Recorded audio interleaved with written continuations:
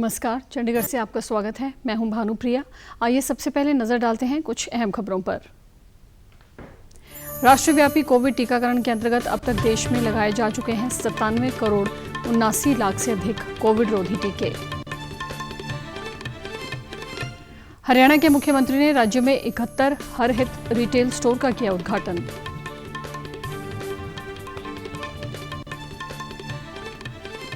और city beautiful Chandigarh में आज से सभी कक्षाओं के विद्यार्थियों के लिए खुले स्कूल। अब समाचार विस्तार से। राष्ट्रव्यापी कोविड टीकाकरण अभियान के अंतर्गत अब तक देश में 97 करोड़ 79 लाख से अधिक कोविड रोधी टीके लगाए जा चुके हैं। स्वास्थ्य मंत्रालय ने बताया है कि कल 12,05,000 से अधिक टीके लगाए गए तथा पिछले 24 घंटों में 19,582 कोरोना के मरीज स्वस्थ हुए हैं। वह स्वस्थ होने की राष्ट्रीय दर 98.12% हो गई है। चंडीगढ़ में पिछले 24 घंटों के दौरान कोरोना संक्रमण के 3 नए मामले मिले हैं। वह शहर में कोरोना के एक्टिव मामलों की संख्या 25 है। चंडीगढ़ में कल 6 अन्य कोरोना संक्रमितों के स्वस्थ होने के बाद अब तक शहर में कुल 64,457 कोरोना संक्रमित स्वस्थ हो चुके हैं। राष्ट्रव्यापी कोविड टीकाकरण के अंतर्गत चंडीगढ़ में अब तक 9,18,687 वैक्सीन की पहली डोज तथा 5,05,648 वैक्सीन की दूसरी डोज लगाई जा चुकी है। डीडी न्यूज चंडीगढ़ से बातचीत के दौरान वैक्सीन लगवाने वालों ने शहर को पूर्ण वैक्सीनेशन शहर बनाने के लिए सभी से टीकाकरण का आग्रह करते हुए वैक्सीन को कोरोना से बचाव के लिए महत्वपूर्ण बताया।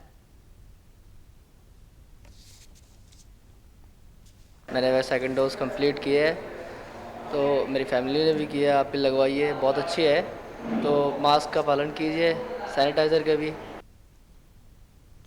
चंडीगढ़ प्रशासन तथा स्वास्थ्य विभाग कोरोना के मद्देनजर पूरी तरह सचेत है तथा प्रशासन ने लोगों से भी कोरोना से बचाव के लिए भी जरूरी नियमों का पालन करने का आग्रह किया है।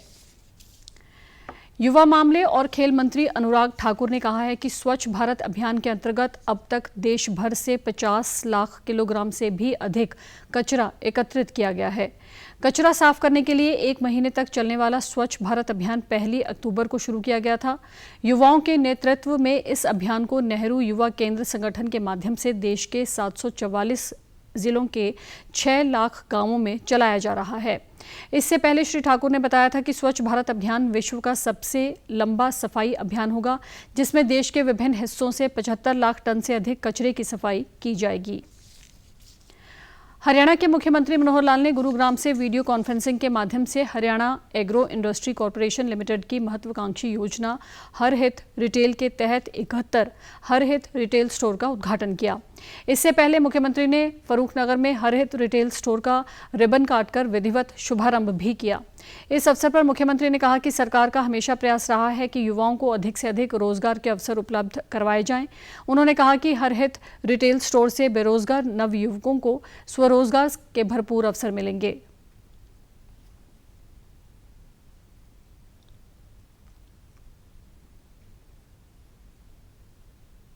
कोई परिवार में बेरोजगार न बचे, खास करके परिवार के एक सदस्य को तो अवश्य रोजगार मिले ताकि उस परिवार का रहन सहन गुजारा सब ठीक हो। ऐसे हमने जो भी कार्यक्रम शुरू किए हैं, पहला कार्यक्रम हर हित स्टोर खोलने का, इसका आज शुभारंभ किया है। 71 हर हित स्टोर्स आज उनका उद्घाटन किया है। 71 की संख्या हम समझते हैं कि देश के प्रधानमंत्री जी का 71वां जयंती वर्ष ये चल रहा है, इसलिए आज 71 का किया है। कुल हमारा टारगेट है 5,000 हर हित स्टोर खोलने का। उन्होंने कहा कि प्रथम चरण में प्रदेश भर के गांव व शहरों में 5,000 हर हित स्टोर खोलने का लक्ष्य रखा गया है तथा राज्य सरकार ने ग्रामीण क्षेत्रों में लोगों को उच्च क्वालिटी के उत्पाद निर्धारित मूल्य पर उपलब्ध करवाने के लिए एक सार्थक पहल की है। मुख्यमंत्री ने कहा कि इस स्टोर के शुरू होने से लोगों को विभिन्न कंपनियों के गुणवत्ता वाले खाद्य उत्पाद मार्केट रेट से कम दामों पर उपलब्ध होंगे। पंजाब के मुख्यमंत्री चरणजीत सिंह चन्नी ने कहा है कि कम समय के बावजूद लोगों से किए गए बाकी बचे वादों को पूरा करके लोगों के सपनों को साकार करने के लिए हर संभव प्रयास किया जाएगा।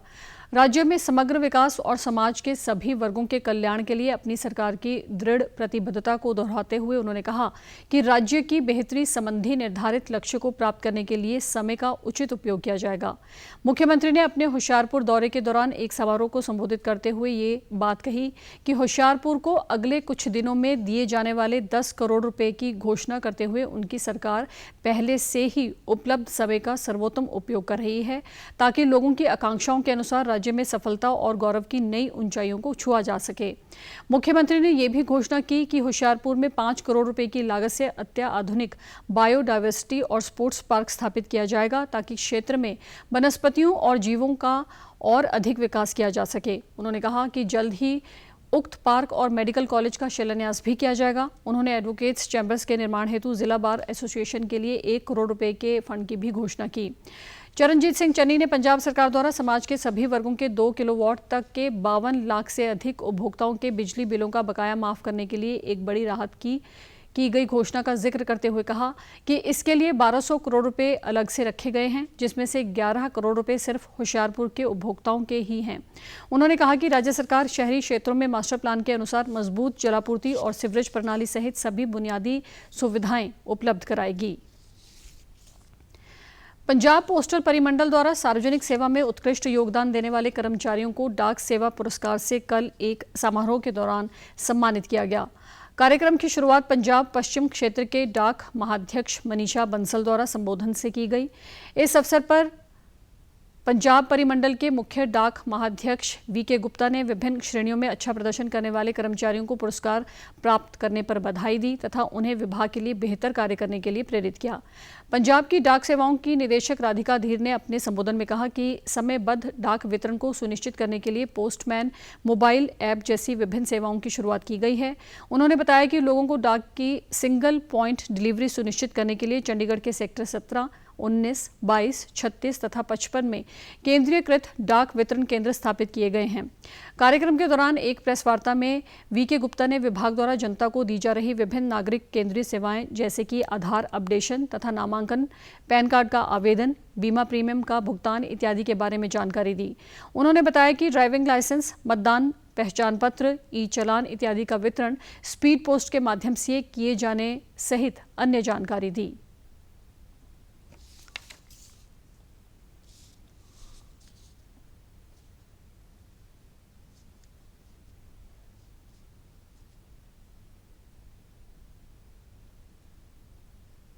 बैंक का खाता उनके पास था अगर तो ईपीएस के चलते उनको घर पे जाके पैसे देना, साथ साथ जो एसेंशियल मेडिसिन्स लोगों ने बाहर से और इंडिया में कहीं से भी भेजी गई उनको इंश्योर करना कि वो किसी भी आदमी के पास पहुँचे, साथ ही साथ फूड डिस्ट्रीब्यूट करना लोगों को, पीपी किट वगैरह जो लोगों ने भेजी थी उनको अस्पताल में पहुंचाना, लोगों को पहुंचाना, ये सारी सेवाएं हमने बहुत प्रदान की। उन्होंने बताया कि भारतीय डाक विभाग ग्राहकों के घर तक सभी प्रकार की नागरिक केंद्रित सेवाएं प्रदान करने के लिए लगातार प्रयास कर रहा है। विभाग देश और देश के नागरिकों की बदलती जरूरतों को पूरा करने के लिए खुद को नियमित रूप से विकसित तथा अनुकूलित कर रहा है। इस अवसर पर पुरस्कार प्राप्त करने वाले कर्मचारियों ने भी डाक विभाग के लिए दी गई अपनी सेवाओं का जिक्र करते हुए अपने अनुभव साझा किए।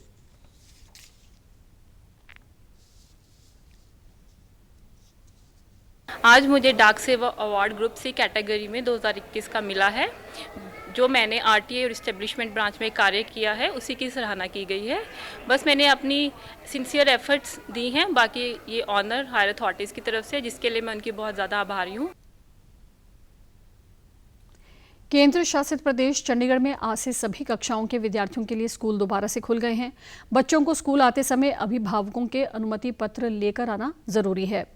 कोविड काल तथा लॉकडाउन के लंबे समय के बाद आज से प्राइमरी कक्षाओं के लिए स्कूल खुल गए हैं, जबकि स्कूलों में विद्यार्थियों के आने से संबंधित स्कूल प्रबंधकों को कोरोना से बचाव के लिए जरूरी नियमों का पालन करना अनिवार्य है।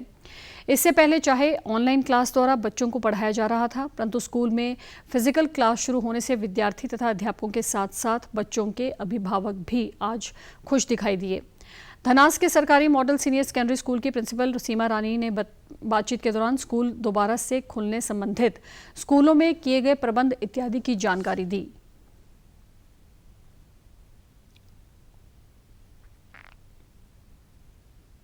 काफ़ी बंद पड़े से स्कूल आज छोटे बच्चों के लिए भी खुल रहे हैं और बच्चों का उत्साह और उमंग देखने लायक था। चाहे उनके चेहरे मास्क से ढके हुए थे पर उनकी आंखें पूरी खुशी बयां कर रही थी। सुबह हमारे पास काफ़ी पेरेंट्स की कंसेंट के साथ काफ़ी बच्चों ने स्कूल में रिपोर्ट किया। पानी की बोतल और टिफ़िन बच्चों को बोला गया अपना खुद लेके आना है। कोशिश करो कि अभी थोड़ा सा कम से कम अपने दोस्तों से मिलो, खुश हो, लेकिन सोशल डिस्टेंसेस के साथ, क्योंकि ये बहुत ज़रूरी था इन बच्चों को जितने देर से घर में बैठे थे।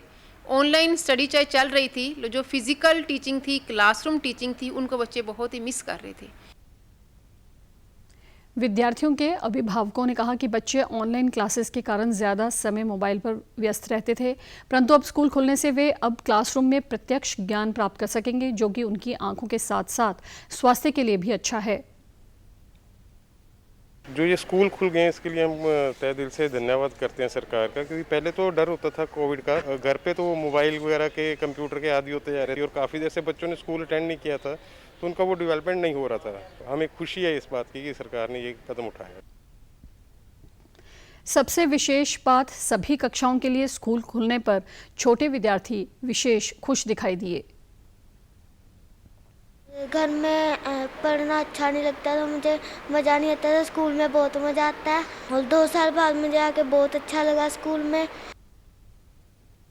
प्राइमरी से उच्च कक्षाओं के लिए स्कूल खुलने पर लगभग सभी ने इस फैसले का स्वागत किया है, क्योंकि चंडीगढ़ में कोरोना के मद्देनज़र स्थिति काफ़ी बेहतर है तथा चंडीगढ़ में बड़ी कक्षाओं के लिए स्कूल काफ़ी समय से खुले हैं। वह अब तक किसी तरह की कोई शिकायत तथा चुनौतियों के बारे में समाचार प्राप्त नहीं हुए हैं। इसलिए प्राइमरी कक्षाओं के लिए स्कूल खुलने पर सभी लोग संतुष्ट दिखाई दिए। कोरोना वायरस का खतरा अभी टला नहीं है, इसलिए सभी से निवेदन है कि बाहर जाने के समय मास्क जरूर पहनें, सामाजिक दूरी बनाए रखें, बार बार अपने हाथ साबुन से धोएं और सैनिटाइजर का इस्तेमाल करें। वैश्विक महामारी कोविड-19, जिसका कहर संपूर्ण मानव जाति को अपनी आगोश में ले चुका है। कोरोना संक्रमण से बचाव के लिए मास्क पहनने के साथ ही जरूरी है मास्क को सही तरीके से पहनना। बहुत से लोग मास्क से नाक और मुंह को सही तरीके से नहीं ढकते हैं, जिससे संक्रमण का खतरा बना रहता है। बिना मास्क या फेस कवर के घर से बाहर निकलने की अभी कल्पना करना भी सही नहीं है। Mask up India.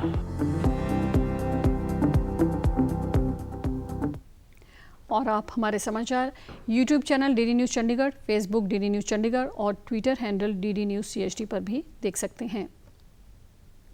इसी के साथ चंडीगढ़ से समाचारों का सिलसिला समाप्त होता है और अब मैं स्टूडियो से बाहर जा रही हूं तो मैं अपना मास्क पहन रही हूं। आप भी घर से बाहर जाएं तो मास्क ज़रूर पहनें। नमस्कार।